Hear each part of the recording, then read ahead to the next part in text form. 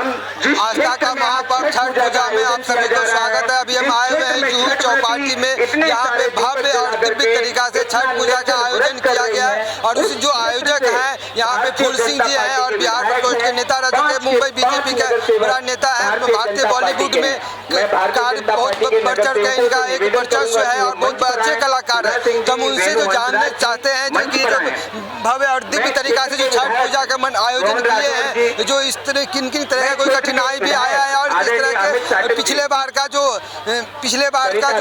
छठ पूजा था और इस बार का जो छठ पूजा हुआ है कितना अलग है सर? अनीश मकवानी जी। स्वाभाविक है अलग है, क्योंकि पिछले बार कोरोना था, इस बार छठी माई ने कोरोना को भगाया और इस बार का जो उत्सव है वो महाउत्सव। मित्रों मैं सबसे पहले धन्यवाद देना चाहूंगा। आपने देखा विधायक श्री अमित आज जो जन सैलाब उमड़ा है छठ व्रतियों की सेवा के लिए, हमारे देवेंद्र जी ने भी यही कहा है कि इस पूजा में एक समंदर है, इस महायज्ञ में और एक जन समंदर आते हैं तो और ये हमारे बिहार की ताकत पूजा की व्यवस्था होती है। ये कहने के लिए इसके अलावा ये छठ पर्व 10-15 दिनों से छठ उत्सव उत्तर प्रदेश के लोग भी मनाते हैं, दिन रात लगे रहते हैं, लेकिन मूलतः यह पर्व जो है फोन हमारे लिए बिहार का शायद ही कोई ऐसा घर छठ होगा पूजा की शुरुआत करने वाले जिस घर में मोहन मिश्रा जी जिन्होंने छठ पूजा नहीं होता आयोजन किया और इस छठ पूजा को इतना भव्य रूप उसी का काम किया आज ये नतीजा है कि मोहन मिश्रा जी ने क्षेत्र के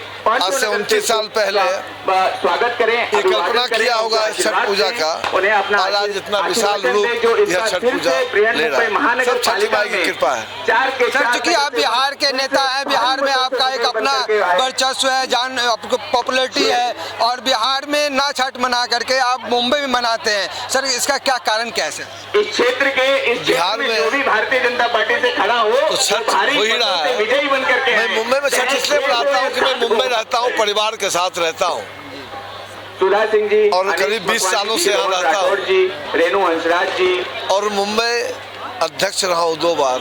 अभी मैं महाराष्ट्र का प्रदेश अध्यक्ष हूँ भारतीय जनता पार्टी बिहार प्रकोष्ठ का। तो ये मेरी नैतिक जिम्मेदारी बनती है कि अपने लोगों के बीच में मैं यहाँ रहूँ और बड़ा अच्छा भी लगता है। कई सालों से मैं छठ पूजा में यहाँ हूँ, अच्छा लगता है। सर अभी आप एक न्यूज़ मैगजीन का भी ब्रांड एम्बेसडर हैं और फिर बॉलीवुड में भी कई सारे अभी सीरियल कर रहे हैं और आपको काफ़ी अच्छा से रिस्पांस भी मिल रहा है। सर उसके बारे में कुछ बताएंगे तो सब?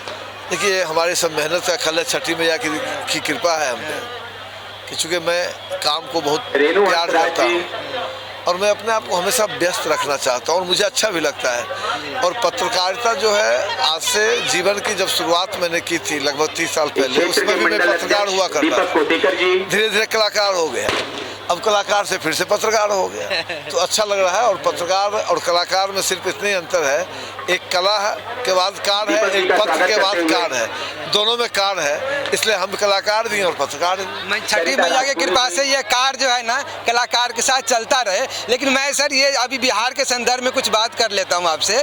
सर बिहार में अभी बीजेपी और नीतीश जी का सरकार था, वो सरकार गिर गया, थोड़ा विकास का ऐसा बोले थे कि रेशियो पकड़ाई था कि गिर गया। सर उस संदर्भ में कैसे देखते हैं आप? नीतीश कुमार जी उनको लोग पलटू राम कहता है और नीतीश कुमार जी का क्या है कि उन्होंने एक महत्वाकांक्षा पाल लिया कि मुझे पीएम बनना है। भाई सपने तो कोई भी देख सकता है, सपना देखने में क्या बुरी है, लेकिन नीतीश कुमार ने जो काम किया उससे कुछ हुआ चाहे नहीं हुआ, पूरी दुनिया में जहाँ भी बिहार के लोग रहते हैं ना उनको थोड़ा सा अनईजी लगा कि देखिए क्या है कि जब प्रदेश घर में पिता और पुत्र में अगर समन्वय रहता है, पिता पुत्र दोनों कमाने वाला होता है और समन्वय होता है तो परिवार अच्छे से चलता है। जिस तरह से भारतीय जनता पार्टी की सरकार केंद्र में थी, बिहार में भी सरकार बनी थी और अगर दोनों सरकार एक साथ मिलकर काम करता तो बहुत अच्छा होता। इसलिए तो हम लोग बिहार नीतीश कुमार के चलते तो हम लोग कहीं न कहीं कमजोर हो जाते हैं, बाहर के लोग बिहार में गाली भी सुनते हैं, लेकिन खैर कोई बात नहीं, नीतीश कुमार जी को भी अपनी औकात पता चल जाएगा। वो जो पीएम बनने का सपना देखे सब खत्म। बिहार में आज भी बेरोजगारी है, स्वास्थ्य व्यवस्था का बहुत बुरा हाल है, वहाँ पे क्राइम रेट फिर से बढ़ गया या पहले से भी बढ़ा हुआ है, अभी तक कम नहीं हुआ। शिक्षा व्यवस्था का भी वही हाल है, पलायन आज भी चालू है। तो सर इसको कैसे देखते हैं? ये सर किसकी गलती है? वहाँ के जनता का है, नेता का है, या फिर किसी और कारण से है? क्या कारण से कैसे सुधरेगा ये सब चीजें? देखिए, बिहार में जनता की क्या गलती हो सकती है? तो नेता की गलती है ना। सर ऐसा बोलते हैं कि बिहार के जनता भी अगर सही अपना प्रतिनिधित्व चुने तो शायद उसका भला हो सकता था। बिहार की जनता ने तो नीतीश कुमार को भाजपा के साथ थे इसलिए चुना था। अब नीतीश कुमार ठग लिए तो बिहार की जनता क्या करेगी? देखिए क्या है, बिहार का ये दुर्भाग्य रहा है कि केंद्र में जिसकी सरकार रही है ठीक उसका उल्टा सरकार आ गया। इसी का नतीजा है कि बिहार की आज स्थिति है। लेकिन आने वाले समय में हम फिर से सरकार बनाएंगे और फिर से बिहार में खुशहाली आए। सर क्या कारण हो सकता है ऐसा जो बिहार में अब तक बीजेपी को पूर्ण बहुमत नहीं मिल पा रहा है, जिस कारण से जो कुछ करना चाह रहा है वो नहीं पा रहा है? इस बार मिल जाएगा। इस बार चुनाव होगा ना तो पूर्ण बहुमत मिलेगा, क्योंकि अब लोग भी समझ चुका है, बिहार की जनता भी समझ चुकी है कि जब तक हम किसी एक पार्टी को पूर्णतः बहुमत नहीं देंगे तब तक हमारा भी विकास नहीं होगा। अब वहाँ की जनता भी समझ चुकी है, आने वाले समय में भारतीय जनता पार्टी की ही सरकार बनेगी वहाँ। ये मैं एकदम निश्चिंत हूँ इसके लिए कि हमारी सरकार। मोदी जी भी बिहार गए थे, बिहार में बड़े बड़े कई सारे घोषणाएं किए, जो कि वहाँ पे हमने चीनी मिल चालू करेंगे और शिक्षा व्यवस्था का भी कई सारे दुरुस्तीकरण करेंगे। लेकिन सर आज भी वहाँ से लोग पलायन कर रहे हैं और चीनी मिल भी नहीं चला। यही तो मैं बार बार बोलता हूँ, बिहार के लोग से बिहार का लोग पलायन क्यों कर रहा है? नेताओं के कारण ही तो पलायन कर रहा है। क्या जरूरत है? वहाँ क्या नहीं है आज? क्यों? अगर हम भी आए, चाहे आप भी आए, यहाँ मैक्सिमम लोग ऐसे हैं जो वहाँ से कारोबार सब कुछ छोड़ के आए। मुंबई क्यों आए? इसलिए आए ना। अगर वहाँ किसी के घर में, हमारे घर में अगर भरपेट भोजन सब कुछ हमको मिल जाए तो कोई आदमी बाहर जाना नहीं चाहता है, तरक्की के लिए बाहर जाना चाहता है।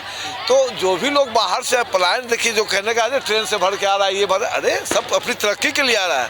कोई वहाँ से आके यहाँ अच्छा जीविका कमा रहा है, अच्छे से रह रहा है, क्या क्यों रहा है? सर दुनिया में 90% बिहारी जो है ना अपनी मर्जी से नहीं रह रहा है, लेकिन है पूरी दुनिया में बिहारी है। लेकिन सर उसको आज भी जो है ना मजबूरी में, यहाँ पे बॉम्बे में ही ले लीजिए आप, जैसे नजर के सामने ही है, अपनी मर्जी से यहाँ पे इस तरह की छठ पूजा नहीं मना पा रहे हैं। सुख और दुख अपनी मर्जी से ये लोग नहीं है सर। नहीं, देखिए बहुत लोग अपनी मर्जी से भी आए। सुख और दुख लगा ही रहता है। अरे आज है दुख तो कल सुख होगा, काहे को घबराए?